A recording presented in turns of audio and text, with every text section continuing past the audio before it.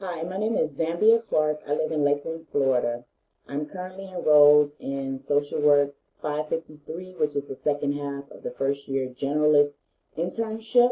Due to COVID-19, we've had to do virtual internships, and that has been with the Pennsylvania Health Department as a COVID-19 contact tracer. However, that's been a really slow process, but I am grateful to be able to be completing my internship doing other things.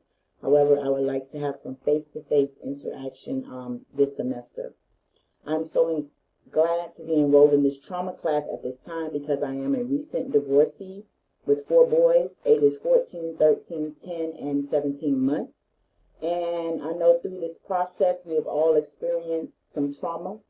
And I'm just glad to be in this class so that I know things to recognize as well as ways to help them and help myself using some of the social work perspectives. And I'm just really excited to be in this class. I'm a social worker at heart.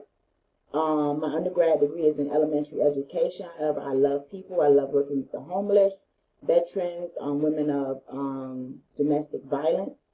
And I just love the concept of what has happened to a person rather than what's wrong with a person.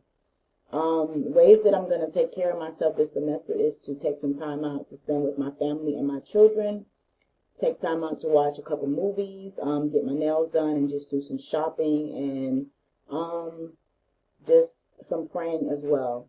Looking forward to learning as much as possible and meeting one another as well as hearing everybody's presentation on these different forms of trauma. Thank you.